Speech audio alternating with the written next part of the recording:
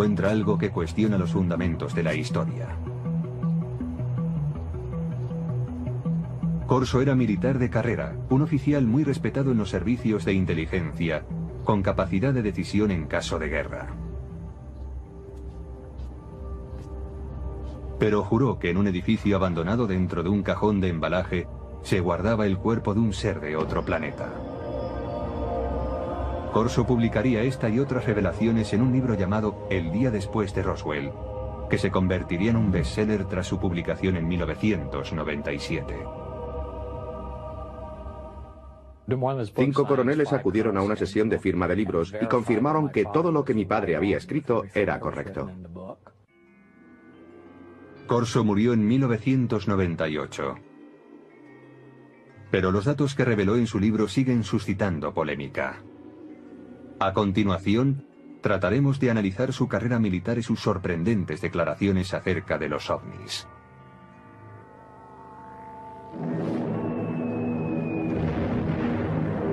...1942, el año siguiente al ataque de Pearl Harbor. Philip Corso, un joven de una pequeña ciudad de Pensilvania, es reclutado por el ejército. Durante la Segunda Guerra Mundial se prepara como oficial de los servicios de inteligencia y después, a la edad de 29 años, trabajará en Roma. Su misión: descubrir y eliminar agentes soviéticos. Cuando el ejército de los Estados Unidos ocupó Roma, lo que quería era que el gobierno de la posguerra fuese un gobierno amigo, no un gobierno comunista. Corso desempeñaba una labor de responsabilidad. Se le consideraba un hombre con futuro. En abril de 1947, Corso vuelve a los Estados Unidos para seguir su preparación en el servicio de inteligencia del ejército en Fort Riley. 3 meses más tarde, en julio de 1947, llega la noche en que, según declara, tiene lugar el hallazgo que tanto le impresionó. Corso tiene 32 años y es el oficial de guardia aquella noche. La seguridad de la base está bajo su responsabilidad. Esa noche, Fort Riley bulle de actividad. Han llegado a la base de Kansas 5 camiones con los restos del misterioso accidente de una aeronave en Roswell, Nuevo México.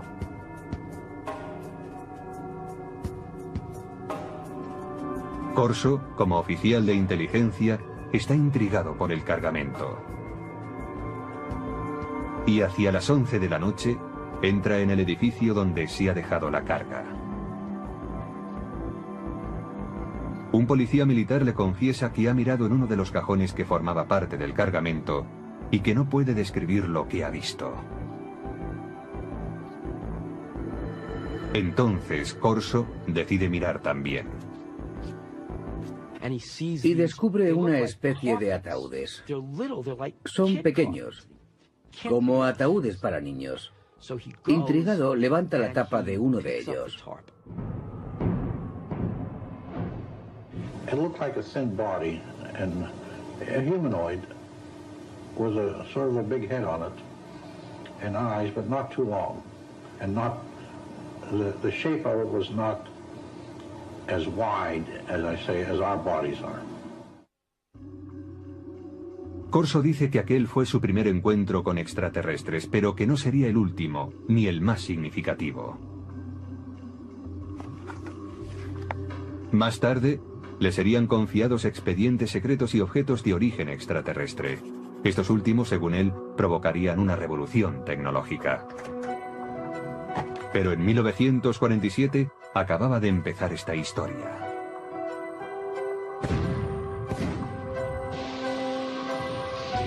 La Guerra de Corea, iniciada en 1950, abre un paréntesis en las reflexiones de Philip Corso sobre seres extraterrestres. Corso entra a formar parte del personal del general Douglas MacArthur como especialista en artillería para las fuerzas de las Naciones Unidas. Tras el armisticio de 1953 se queda en Asia como oficial de inteligencia. Se ocupará de la repatriación de prisioneros estadounidenses y aliados. Llegué a conocer a Philip Corso porque se encargó de la liberación de prisioneros de guerra en el lejano Oriente, a las órdenes de MacArthur, y más tarde fue oficial de proyectos especiales en el Consejo de Seguridad Nacional, trabajando para Eisenhower en la Casa Blanca. Según su expediente militar, Corso es ascendido al rango de teniente coronel en julio de 1953. Según afirmó, fue asesor personal del presidente Dwight Eisenhower, al que informó de la creciente infiltración del KGB en la CIA.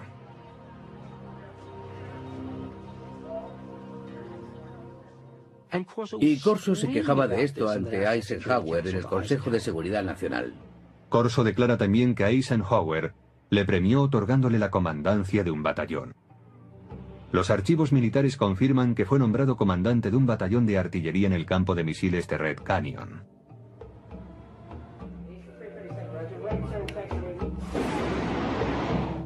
En octubre de aquel año, Corso está al mando de un batallón en Alemania Occidental, donde desarrolla nuevas estrategias de tiro para ataques nucleares. Allí demuestra que sabe cumplir órdenes, pero también demuestra que tiene iniciativa. Está al mando de una batería de armas nucleares. Si se hubiese declarado la guerra contra la Unión Soviética en los años 50, cuando Corso estaba en Alemania, él habría tenido autoridad para disparar armas nucleares. Pero cuando vuelve de Alemania, su carrera cambia totalmente de dirección. El brillante oficial de la inteligencia, intrépido cazador de espías enemigos y comandante de artillería con potestad para utilizar armamento nuclear, se convierte ahora en reservista de la Guardia Nacional. En octubre de 1960, Corso está prácticamente retirado.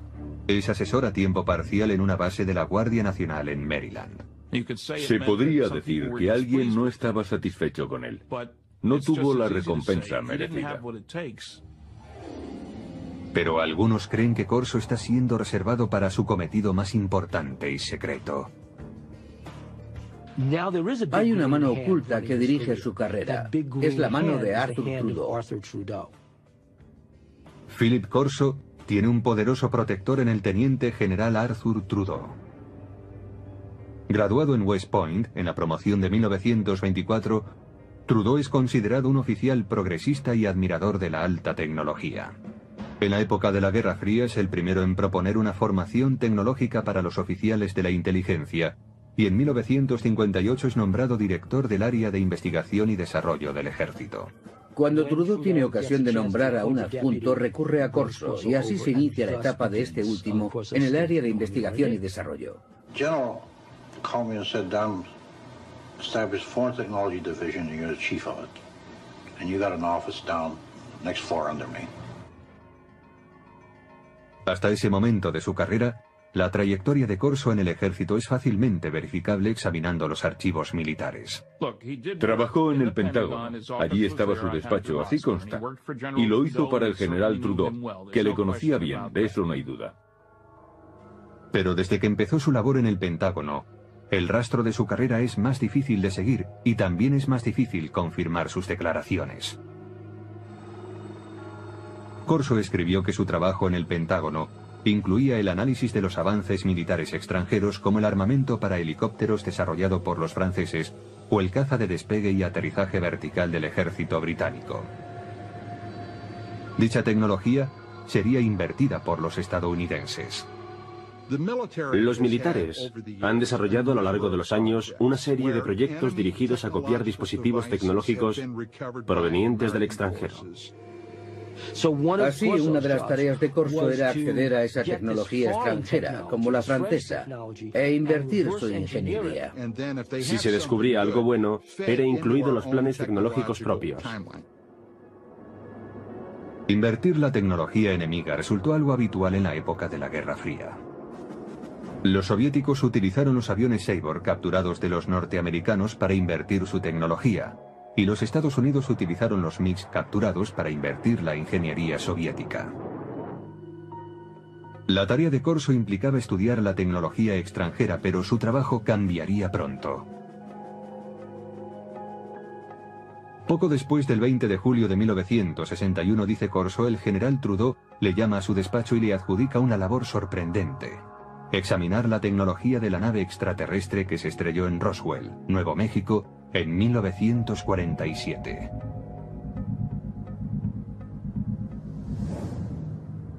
Trudeau envió un archivador al despacho de Corso. Según este, el archivador guardaba pruebas de diferentes visitas de extraterrestres a la Tierra, así como de su tecnología que afirmaba sería utilizada para desarrollar la nuestra.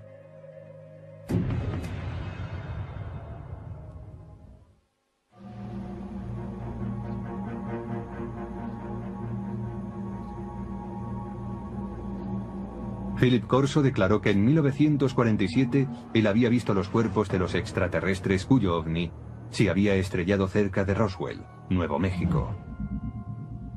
La descripción de Corso coincide con la de aquellos que se declararon testigos del accidente. Los alienígenas, según estos testigos, eran 4 pequeños seres humanoides, con manos de 4 dedos, piernas delgadas, una cabeza excesivamente grande y ojos en forma de almendra.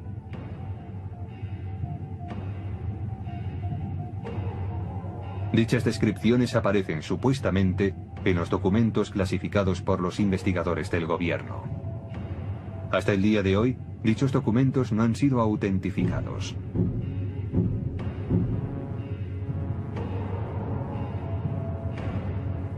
Corso insiste en que él nunca habló con nadie sobre lo que vio en Fort Riley. Pero en el verano de 1961, el entonces teniente coronel de 46 años es destinado a un proyecto del Pentágono que le obligará a recordar esa experiencia. Fue nombrado jefe de investigación y desarrollo del ejército, con oficina en el Pentágono. Una vez más, tenía un puesto de gran responsabilidad. Su meta, que la potencia militar de los Estados Unidos aventajara en decenas de años a la de los demás países.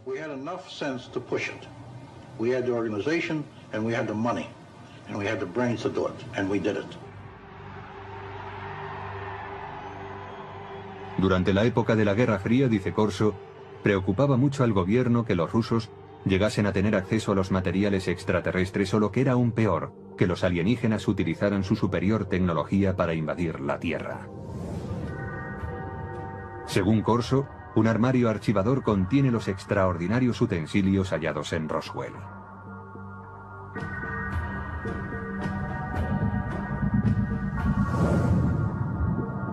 Un trozo de traje metálico superresistente. Corso afirma que quizás sirviera para proteger a los alienígenas.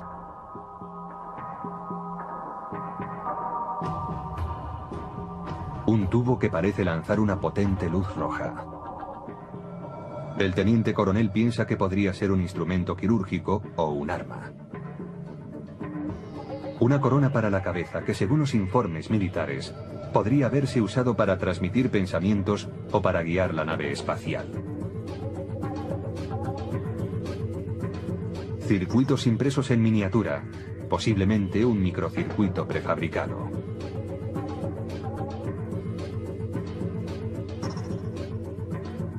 Un cable flexible que podría haber transmitido luz.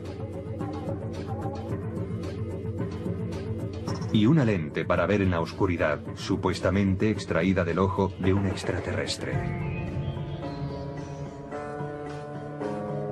Para identificar tan extraños objetos, Corso declara haber estudiado con detalle documentos clasificados del gobierno referentes a la tecnología extraterrestre supuestamente encontrados en Roswell. Según dichos informes, algunos de los más destacados científicos del mundo, hombres como Werner von Braun y J. Robert Oppenheimer, accedieron al lugar del accidente en Roswell. Corso dice que el teniente general Trudeau le autorizó a confeccionar la lista de hombres que incluiría en su equipo. You will put on that team anybody that you want. Engineers, scientists, even I told the Germans. Told them I'll take a couple of Germans too, in addition to the US scientists. Basándose en la cuidadosa lectura de los informes Roswell, Corso declara haber desarrollado su propia teoría sobre cómo podría funcionar la nave extraterrestre. Lo que decía Corso era que la nave no era un platillo volante. No vino volando, sino que lo hizo saltando en el tiempo. Decía que eso era todo lo que sabía, que había una especie de onda alrededor de la nave, que hacía suponer que se trataba no de una nave espacial, sino de una máquina del tiempo.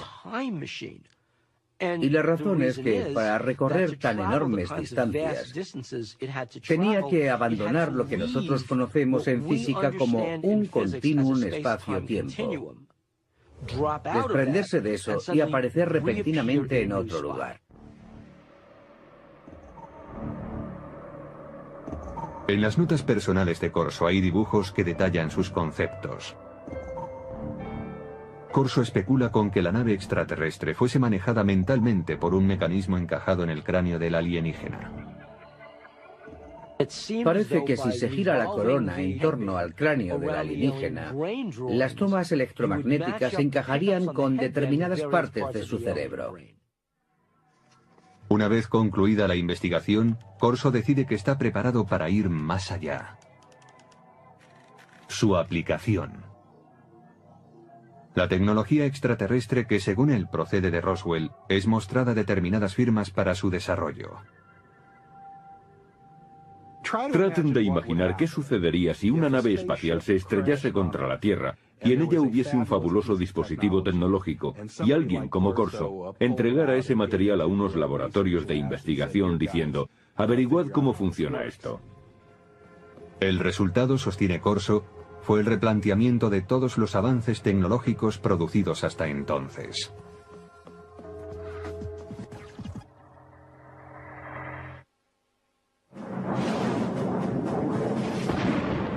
En la década de 1960, la potencia militar estadounidense está plenamente entregada a la Guerra Fría. El teniente coronel Philip Corso quiere usar en su apoyo la tecnología extraterrestre. A finales del verano de 1961, empieza a ponerse en contacto con laboratorios de armamento militar para tratar la cuestión. Los laboratorios del ejército también tenían científicos civiles, y aunque tenía que permitirles el acceso al material clasificado, Phil Corso se sentía muy cómodo trabajando con científicos civiles. Además, todas las autorizaciones formales corrían a cargo de los laboratorios. En Estados Unidos existen numerosos laboratorios de alta tecnología donde científicos civiles trabajan en proyectos militares. Los Álamos, sede del proyecto Manhattan, quizás sea el más famoso. Pero en 1961, Fort Belvoir, en Virginia, desarrollaba en secreto un proyecto para conseguir la visión nocturna. Corso declara que este sería el primer laboratorio al que recurriría. Para que aquellos objetos fueran analizados debidamente, no podía llevarlos a un taller de reparación de radio. Debía llevarlos a algún lugar de suficientes garantías. Según Corso, los testigos de Roswell declararon que la nave extraterrestre usaba una tecnología muy avanzada que permitía la visión nocturna.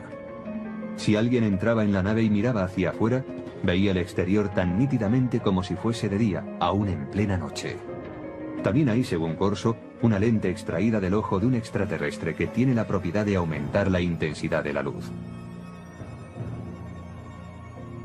Nadie sabe relacionar ambas cosas, dice Corso, pero todo el mundo es consciente de su valor potencial.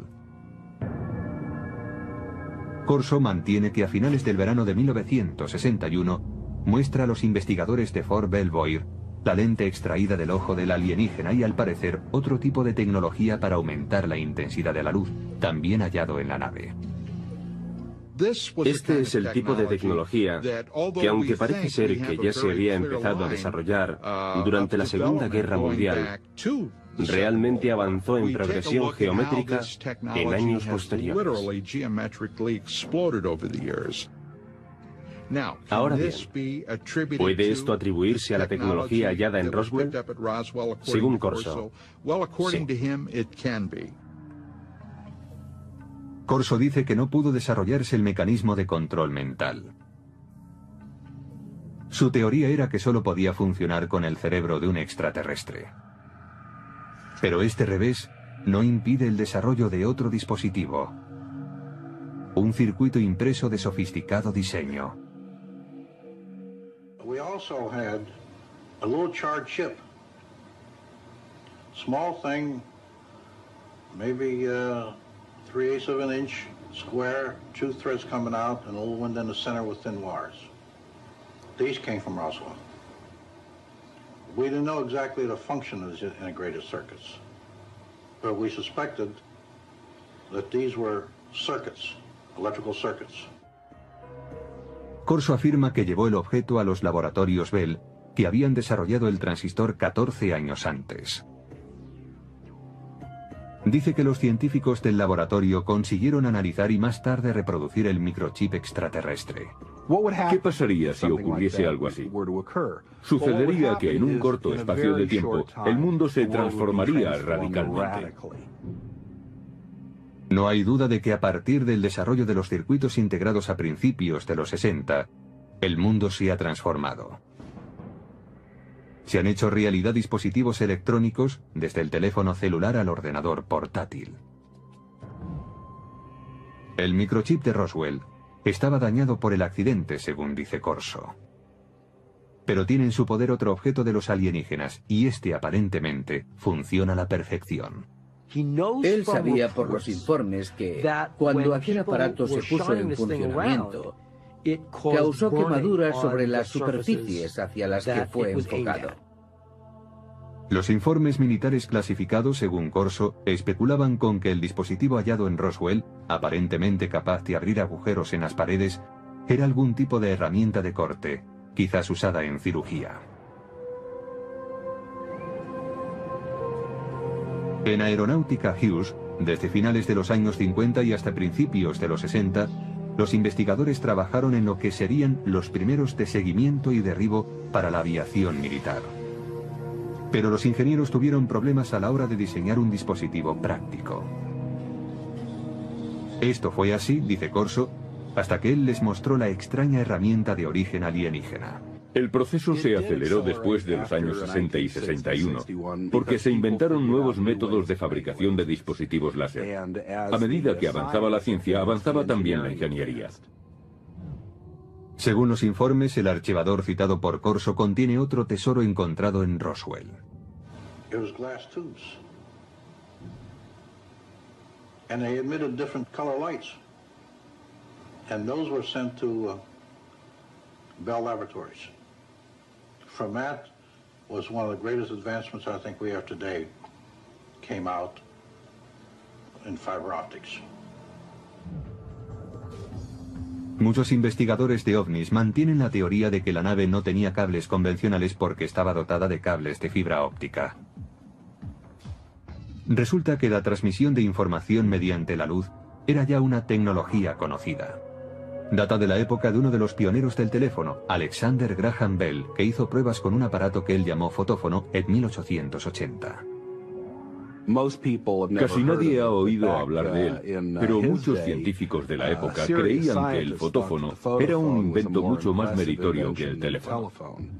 El fotófono era una manera de transmitir la voz mediante un rayo de luz. La investigación instada por Corso determinó que la transmisión de datos por medio de la luz era inviable debido a que no se podía dirigir un rayo de luz con capacidad para desviarse al hallar un obstáculo. Pero Corso confiaba en que el dispositivo de Roswell podría contener la solución. Estudiaron aquella fibra de vidrio y vieron que la luz podía desviarse, es decir, podía trazar curvas. Llegaron a la conclusión de que aquello se debía al revestimiento del cable. Aquella era la clave para hacer funcionar la fibra óptica. Aunque el uso de la fibra óptica no se generalizó hasta los años 70, los investigadores de ovnis creen que el revestimiento del dispositivo extraterrestre, una capa externa que cubría la fibra conductora, es lo que posibilitó el avance de la fibra óptica en nuestro planeta. Corso también examina algunas fibras muy resistentes que, según los informes militares, proceden de los trajes de los alienígenas. The first thing of the fabric that amazed me was a thread that I couldn't cut with a razor blade. Just a thread. Corso ofrece en su libro una teoría referente a las fibras que componían el tejido de los trajes alienígenas.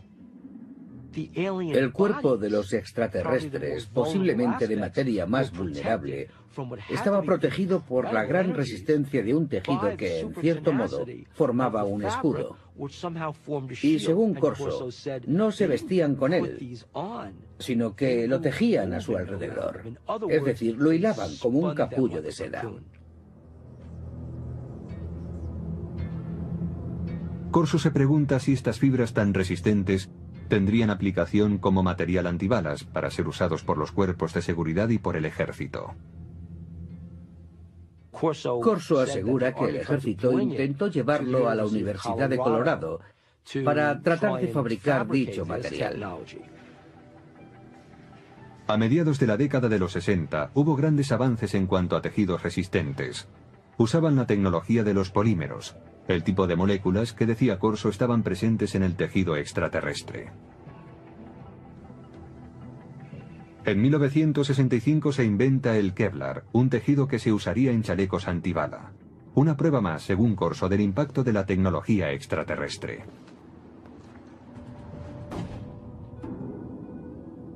Nadie niega que el periodo en que el teniente coronel trabajó en el Pentágono coincide con un periodo de gran desarrollo tecnológico en los Estados Unidos. Los defensores de Corso dicen que la tecnología alienígena tuvo mucho que ver, pero otros ven las cosas de un modo diferente.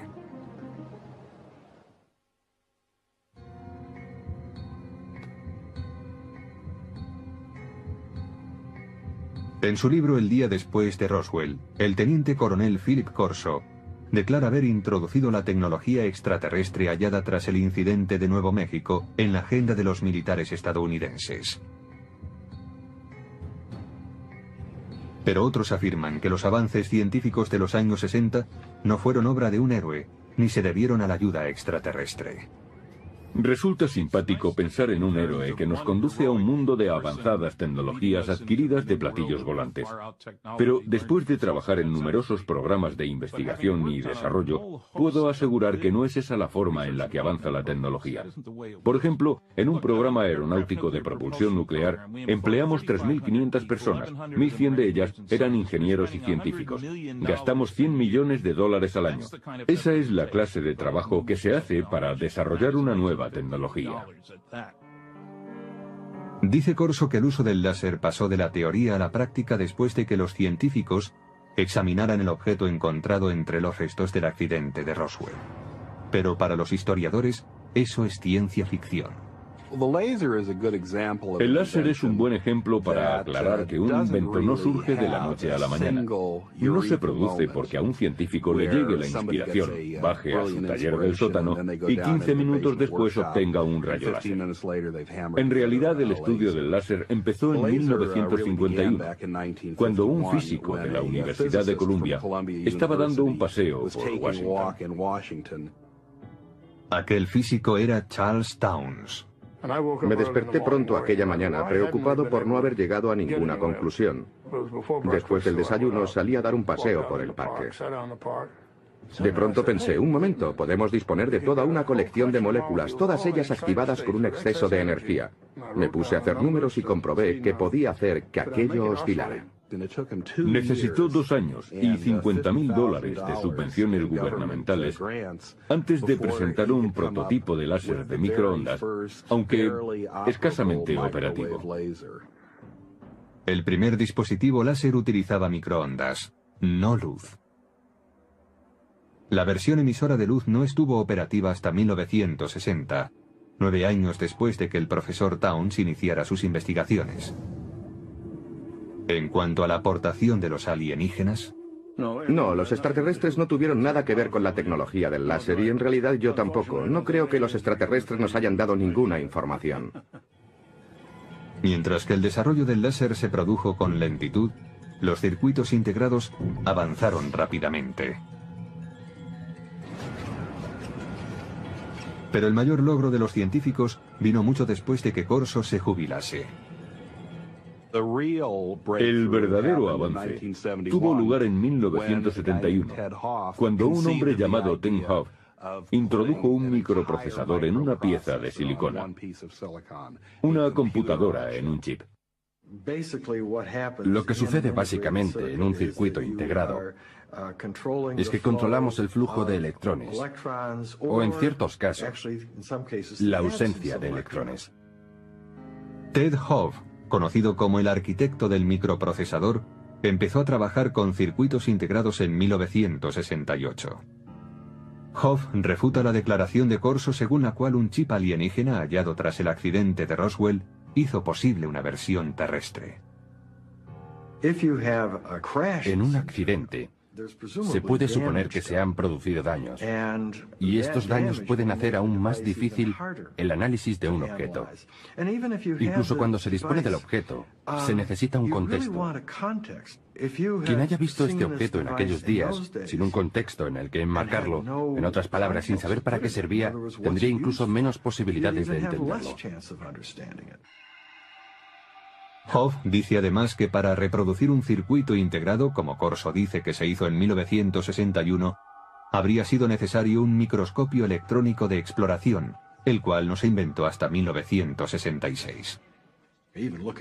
Incluso si se observan hoy en día estos objetos, su resolución es tal que los microscopios ópticos ordinarios no podrían apreciarla. Haría falta algo más sofisticado. No creo que en aquel tiempo nadie hubiese podido imaginar qué cosa era aquella. Philip Corso dice también que el cable de fibra óptica extraterrestre inspiró a los científicos.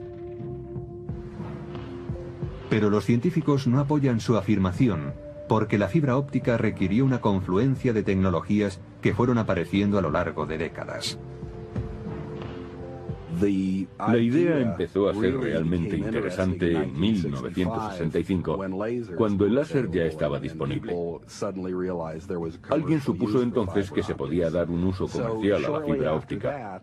Y así, poco después, el proyecto fue abordado por un trío de inventores en Corning. Consiguieron por fin fabricar fibra óptica en 1970. La luz de un láser mejoraba la fuerza de la señal. El equipo de investigadores de Corning Glass creó una forma de sílice fundido. Este purísimo material de vidrio era capaz de transportar 65.000 veces más información que el hilo de cobre. La fibra óptica ya era algo interesante desde el punto de vista comercial, 10 años después de que Corso proclamara haber acelerado la tecnología. Ese fue el verdadero logro de Don Deck, Peter Schultz y Bob Maurer. Encontrar esa forma tan innovadora de fabricar vidrio. Corso declaró también que su secreto había inspirado un salto cuántico en la tecnología de la imagen. Pero los expertos afirman que la tecnología para convertir la noche en día también llevaba décadas desarrollándose. El proceso fue evolucionando paulatinamente. Había empezado allá por 1940, cuando se suministraron a los ejércitos aliados, en la Guerra del Pacífico, pantallas de radar con intensificación de imagen. El primer dispositivo de visión nocturna empleaba la formación de imágenes térmicas. Desarrollado por los alemanes durante la Segunda Guerra Mundial, convertía energía calorífica en un espectro visible usando una luz infrarroja y un receptor. Más tarde, a principios de los 60, William Spicer, un investigador del Departamento de Defensa, creó un mecanismo para la intensificación de la imagen. Los científicos de Fort Belvoir se basaron en sus trabajos. La intensificación de imagen no requiere luz adicional. Funciona como un receptor de radio para ondas lumínicas, amplificando la luz existente. Los intensificadores de imagen actuales son lo bastante pequeños para poderse llevar como gafas y son capaces de amplificar la luz, multiplicándola por 35.000. Los científicos argumentan que si Corso tenía realmente un intensificador de imagen extraterrestre, mostrárselo a los investigadores en 1960 habría ayudado poco al progreso de esa tecnología. La ingeniería necesaria progresaba a un ritmo muy lento. Lograr la visión nocturna fue, en gran medida, el resultado de un trabajo de ingeniería realmente brillante. Finalmente, según expertos en tecnología, las fibras superresistentes de Corso no venían de los trajes espaciales de los alienígenas, sino del fruto de años de investigación de una científica llamada Stephanie Kwolek, que trabajaba en la compañía DuPont. Ella consiguió enlazar cadenas de átomos en 1965. En 1971 el Kevlar ya estaba en el mercado.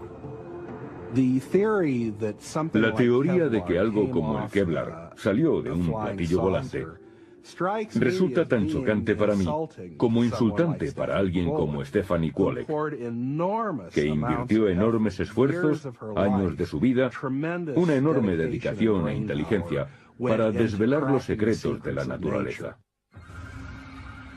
Además, algunos escépticos insisten en que el teniente coronel Corso sencillamente no tenía los conocimientos suficientes para promover un programa de ingeniería inversa. Leí algo que había escrito hace años y vi que aquello no era alta tecnología. Yo he trabajado para General Electric, Westinghouse, General Motors, TRV System, McDonnell Douglas y junto a muchos científicos. Yo mismo soy físico y no vi nada en los escritos de Corso que indicara que tenía los conocimientos, el talento, la formación para manejar un material como aquel y llevarlo a la industria. Corso tenía una respuesta para tal objeción. Decía que su equipo de científicos de élite le ayudaba a interpretar los objetos de Roswell. I didn't have the training or the background for some, they got highly technical. But fortunately, the German scientists were there. I knew von Braun, and I knew Hermann Obert. Obert was a man who said we've been helped. But we had to keep it quiet to protect our budget, protect our organization. Para los escépticos, caben más dudas acerca de Corso. Según ellos, un teniente coronel no debería asumir funciones como las que Corso se atribuía. Creo que un indicio de su consideración dentro del ejército viene dado por el hecho de que nunca llegó a coronel, a pesar de sus muchos años de servicio. Pero otros apoyan las afirmaciones de Corso, en particular aquellos que dicen conocer el funcionamiento interno del ejército. En aquellos días, un teniente coronel tenía mucha más autoridad e importancia que ahora. Pero incluso hoy, hay tenientes coroneles que conocen mucho acerca de planes y operaciones importantes. Todos los científicos y militares con los que Corso dijo haber trabajado afirman que no había implicación extraterrestre en las tecnologías desarrolladas a partir de aquellos años. No existen documentos de ningún tipo que avalen las afirmaciones de Corso sobre ingeniería alienígena aplicada a la terrestre. Pero sus partidarios defienden que si no hay rastro de ningún documento es por una razón.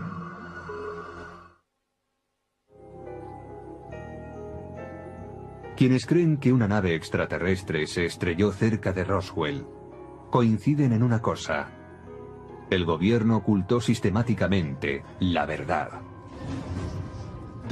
El gobierno de los Estados Unidos y otros gobiernos del mundo han ocultado pruebas para dar este asunto por concluido, pretendiendo así acabar con el misterio. Philip Corso alega que él también debía mantener en secreto su programa de ingeniería inversa. We couldn't discuss it. We made a decision.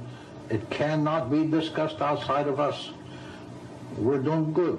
We have the authority, we have the money for our R&D projects. Well, that's fine. Let's keep it that way. Let's not get mixed up in the murky area of whether they exist or not. En cuanto a la contribución de Corso a los avances de la ciencia, los escépticos dicen que la tecnología que él declara haber impulsado por aquella época ya estaba a punto de aparecer. Como prueba, aluden a la famosa corona de control mental, una tecnología extraterrestre que Corso reconoció que no pudo ser desarrollada. Hoy está en camino de convertirse en realidad sin su ayuda. Desde los años 70, los científicos han estado experimentando con las ondas cerebrales salidas del electroencefalógrafo para suministrar información y alterar el comportamiento. En la actualidad es posible usar juegos como este que informan a través de un electroencefalógrafo para aprender a controlar los estados del cerebro. Pero la tecnología del control mental ha avanzado más aún.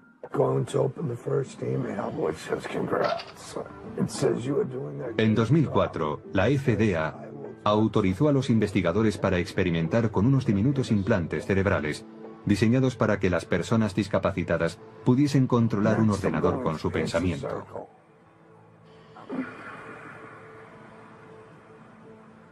Los investigadores de ovnis dicen que los supuestos ocultamientos del gobierno pueden oscurecer para siempre los hechos de Roswell.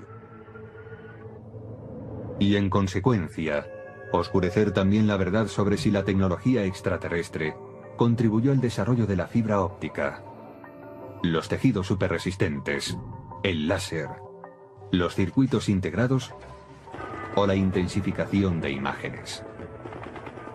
Hay gente que cree que los extraterrestres intervinieron, por ejemplo, en el 3500 a.C. en Egipto, para ayudar a los egipcios a construir pirámides. Pero los egipcios del año 3500 a.C. eran muy capaces de poner un gran bloque de piedra encima de otro. Si los egipcios hubiesen desarrollado de repente teléfonos celulares o algo así, entonces yo diría, de acuerdo, aquí hay un invento. Pero no fue eso lo que hicieron. Aunque el teniente coronel Philip Corso pueda ser cuestionado, sus ideas hayan suscitado polémica y sus afirmaciones hayan sido consideradas como propias de la ciencia ficción, su aportación al mito de los ovnis y a las leyendas populares no puede ser ignorado. Los militares, el Pentágono, el gobierno de los Estados Unidos no dan ese tipo de autoridad a un incompetente. Este hombre estaba bien considerado y era muy respetado. At my age, what do I have to lose? I have to let my grandchildren and my children know this, because how long will I be around yet? And when I go, it goes with me. Debió de haber muchos días, muchos, en los que Philip Corso se preguntase, ¿por qué yo? ¿Por qué tengo esta información? Yo creo que eso es algo que le atormentó durante muchos años. Es muy difícil guardar un secreto así para uno mismo. Hasta hoy solo se ha contado el 10% de la historia, dijo mi padre. El resto es información clasificada.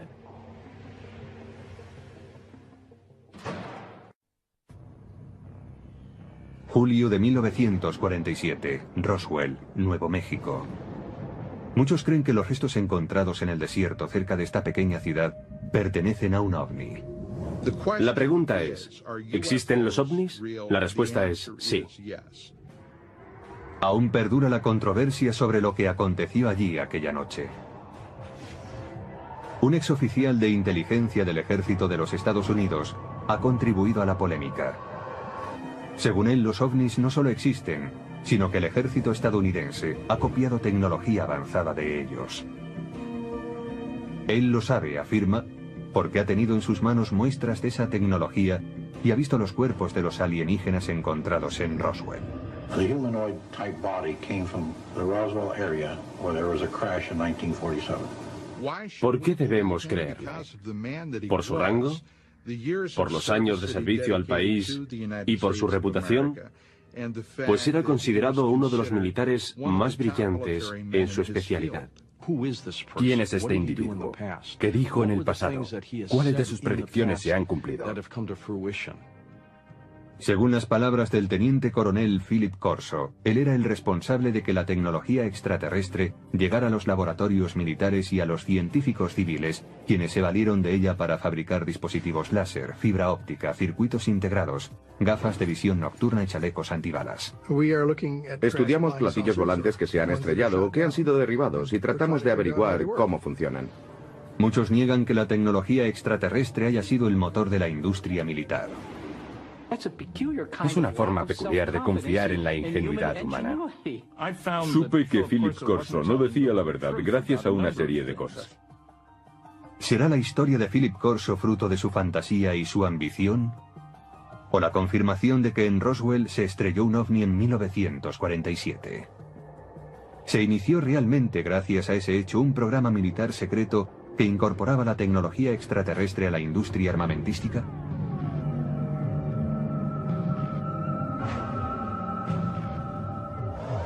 Fue oficial de proyectos especiales en el Consejo de Seguridad Nacional, trabajando para Eisenhower en la Casa Blanca. Según su expediente militar, Corso es ascendido al rango de teniente coronel en julio de 1953. Según afirmó, fue asesor personal del presidente Dwight Eisenhower, al que informó de la creciente infiltración del KGB en la CIA.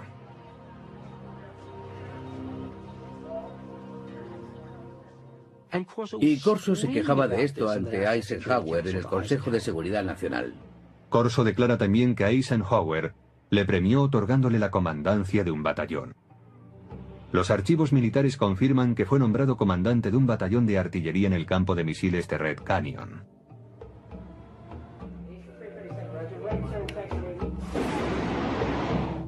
En octubre de aquel año, Corso está al mando de un batallón en Alemania Occidental, donde desarrolla nuevas estrategias de tiro para ataques nucleares.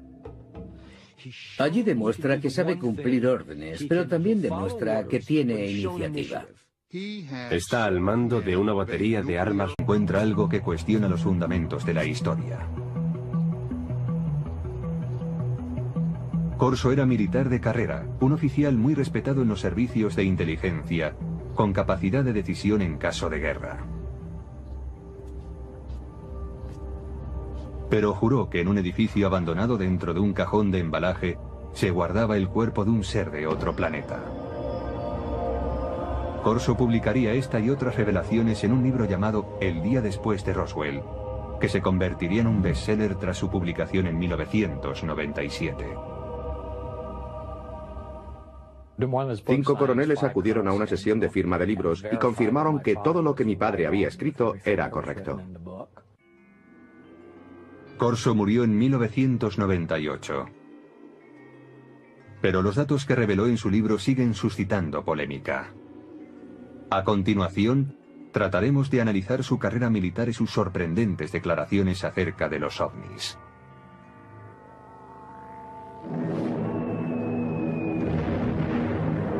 ...1942... el año siguiente al ataque de Pearl Harbor. Philip Corso, un joven de una pequeña ciudad de Pensilvania, es reclutado por el ejército.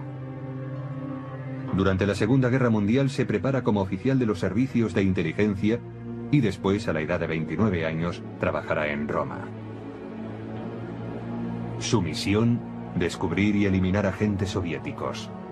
Cuando el ejército de los Estados Unidos ocupó Roma, lo que quería era que el gobierno de la posguerra fuese un gobierno amigo, no un gobierno comunista. Corso desempeñaba una labor de responsabilidad. Se le consideraba un hombre con futuro. En abril de 1947, Corso vuelve a los Estados Unidos para seguir su preparación en el servicio de inteligencia del ejército en Fort Riley. 3 meses más tarde, en julio de 1947, llega la noche en que, según declara, tiene lugar el hallazgo que tanto le impresionó. Corso tiene 32 años y es el oficial de guardia aquella noche. La seguridad de la base está bajo su responsabilidad. Not as wide, as I say, as our bodies are. Corso dice que aquel fue su primer encuentro con extraterrestres, pero que no sería el último, ni el más significativo. Más tarde, le serían confiados expedientes secretos y objetos de origen extraterrestre. Estos últimos, según él, provocarían una revolución tecnológica. Pero en 1947 acababa de empezar esta historia.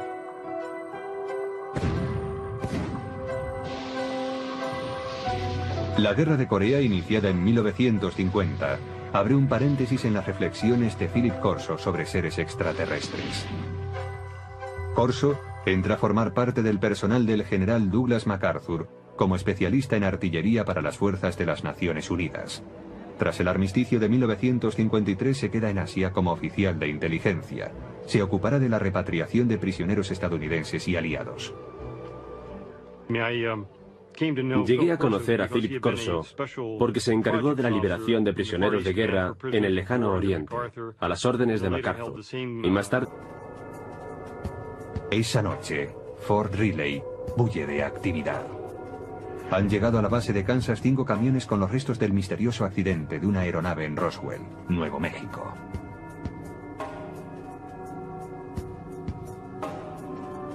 Corso, como oficial de inteligencia, está intrigado por el cargamento. Y hacia las 11 de la noche, entra en el edificio donde se ha dejado la carga. Un policía militar le confiesa que ha mirado en uno de los cajones que formaba parte del cargamento y que no puede describir lo que ha visto.